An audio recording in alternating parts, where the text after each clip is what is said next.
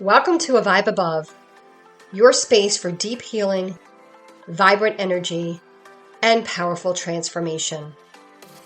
Here, we explore holistic wellness, sound healing, mindset shifts, and the path to your future self. Every episode is designed to help you tap into the wisdom of your body, elevate your energy, and expand into the version of you that feels fully aligned. Through ancient practices, modern insights, and grounded guidance, you'll uncover the tools that create lasting change, inside and out. You're here to rise, to heal, and to step boldly into the life that's waiting for you. So let's dive in.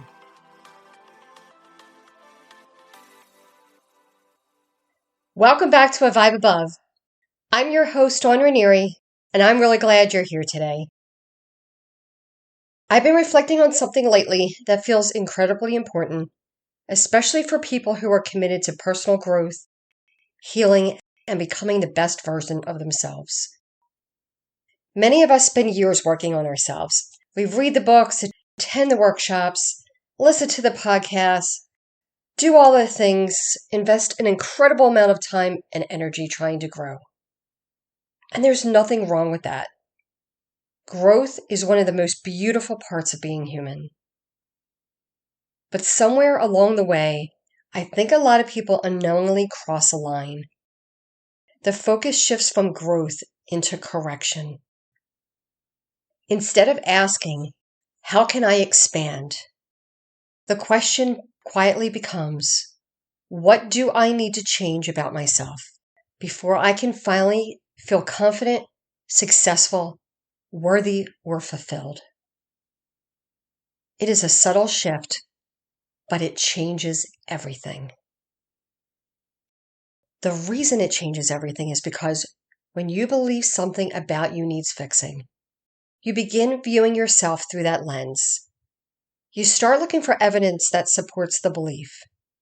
You notice every mistake, every weakness, insecurity, and every area where you don't seem to measure up to the standards that you've created for yourself. What's fascinating is that many of those standards were never consciously chosen. Most of us inherited them through experiences, expectations, comparisons, and moments that left a lasting impression long before we had the awareness to question them. When we were young, we're trying to understand who we are and where we fit in. We learn about ourselves through experiences, the people around us, and through the meaning we attach to what happens. A single comment from a teacher, or a comparison to a sibling, or even an experience where we felt left out, embarrassed, or unsuccessful, can leave a much bigger impression than we realize at the time.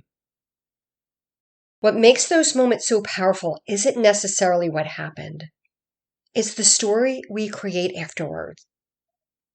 Somewhere along the way, many of us begin forming beliefs about ourselves that feel completely true. We start seeing ourselves through the lens of those experiences and carrying those interpretations forward without ever stopping to question them. Years later, those old conclusions can still be running in the background. They influence how we show up in relationships, how we approach opportunities, what we believe we're capable of, and even how much trust we place in ourselves. The challenge is that many of those beliefs were formed by a much younger version of us, one who didn't have the perspective, wisdom, or life experience we have today. Yet instead of revisiting those stories, we often continue building on top of them. What began as a moment becomes a belief. What began as a belief becomes part of an identity. Before we know it, we're making decisions from assumptions that may never have been true in the first place. I think this is where a lot of people get stuck without even realizing it's happening. There's a big difference between wanting to grow and believing you need to become someone else in order to feel worthy. Growth comes from curiosity. It comes from a desire to learn, expand, and experience more of what life has to offer. Self-rejection operates from a very different place. It convinces us that happiness, confidence, success, or fulfillment exists somewhere beyond who we are right now. When that happens, personal growth can start feeling less like a journey of discovery and more like a constant attempt to close a gap that never seems to disappear. No matter how much progress is made, attention immediately shifts to the next thing that still needs work.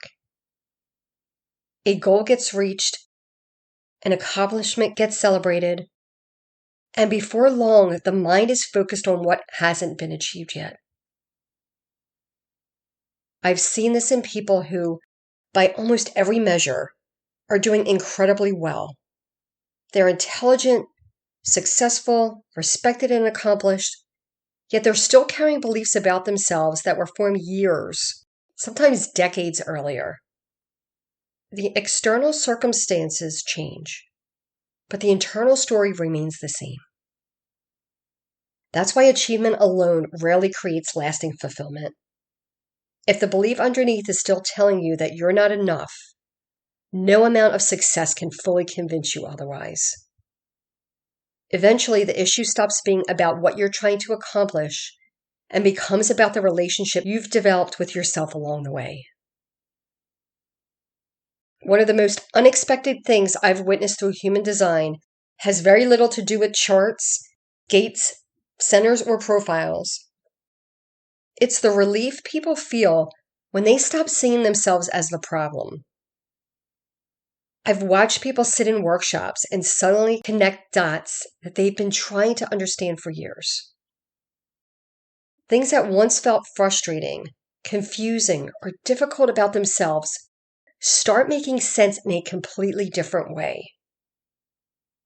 Not because human design gives them permission to stay stuck, but because it helps them understand that there may have never been anything wrong with them in the first place. What I find fascinating is how often people have spent years comparing themselves to someone who operates completely differently. They've been measuring their decision making against someone else's. They've been judging their energy, their emotions, their pace, or the way they process life through a lens that was never theirs to begin with.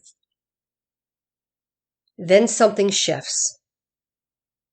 Instead of asking, "What's wrong with me?" the question becomes, "What if this is simply how I am designed to operate?" That single shift can change a lot. Because once people begin understanding themselves, they stop wasting so much energy trying to force themselves into someone else's version of success. They become more accepting of their natural rhythm. They begin trusting their own process. They stop assuming they need to think, feel, work, communicate, or make decisions exactly like everyone around them. For me, that's one of the greatest gifts of this work. It reminds people that self-awareness creates far more transformation than self-judgment ever could. And when someone finally starts working with who they are instead of constantly pushing against it, life often becomes a lot less exhausting. One of the questions I found myself asking more often over the years is whether some of the things we spent the time most trying to change were ever actually problems to begin with. That's a challenging question because many of us have invested years trying to improve certain parts of ourselves.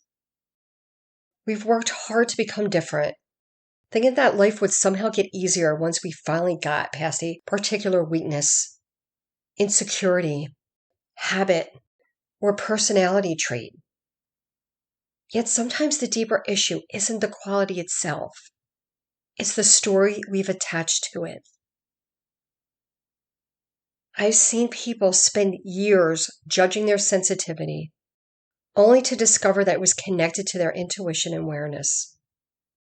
I've seen people criticize themselves for needing more rest, more space, or more time to process decisions when those very things were helping them move through life in a way that was healthier and more aligned.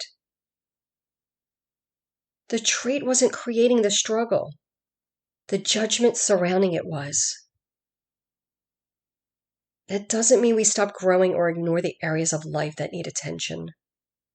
There are absolutely patterns worth healing, beliefs worth examining, and behaviors worth changing. But healing and fixing come from very different places. One begins with understanding. The other begins with the assumption that something is wrong. The reason that distinction matters is because understanding creates freedom.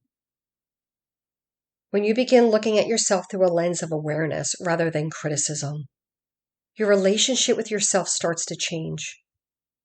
You become less focused on measuring yourself against expectations and more interested in understanding how you're actually designed to operate.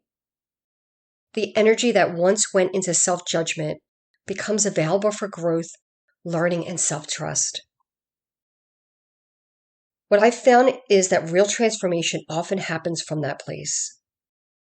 Not because you're forcing yourself to become someone different, but because you're finally working with who you are instead of constantly pushing against it.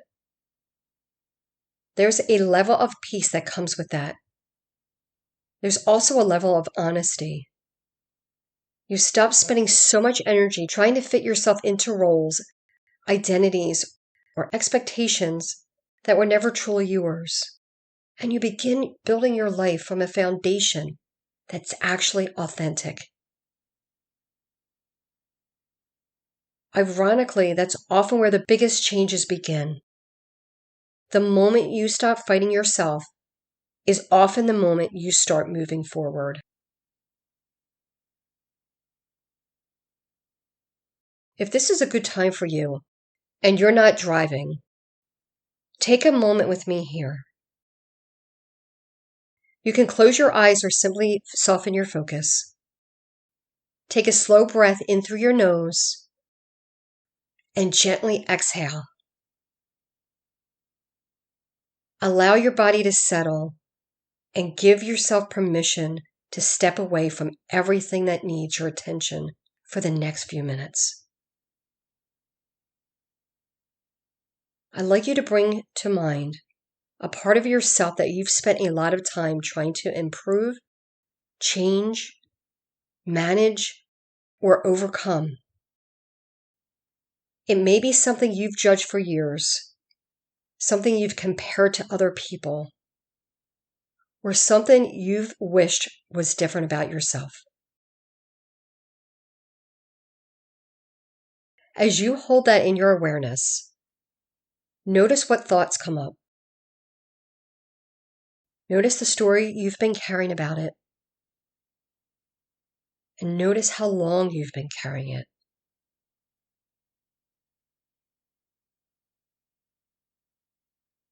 Now imagine looking at that part of yourself through a different lens.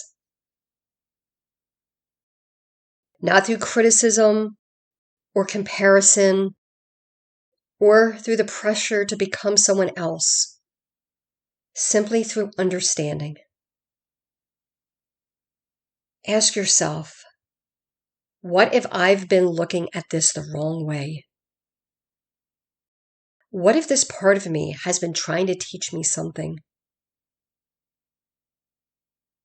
What if the energy I've spent fighting it could be replaced with curiosity, compassion, and understanding? Take another slow breath in and gently exhale. Allow yourself to consider the possibility that you don't have to earn your worth by fixing every part of yourself. that perhaps some of the qualities you've questioned most are simply asking to be understood more deeply. Stay with that feeling for a moment.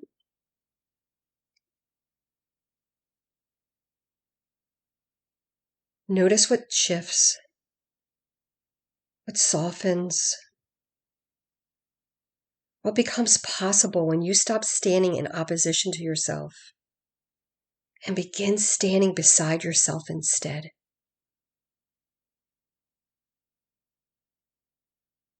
Take one more slow breath in through your nose and then gently exhale.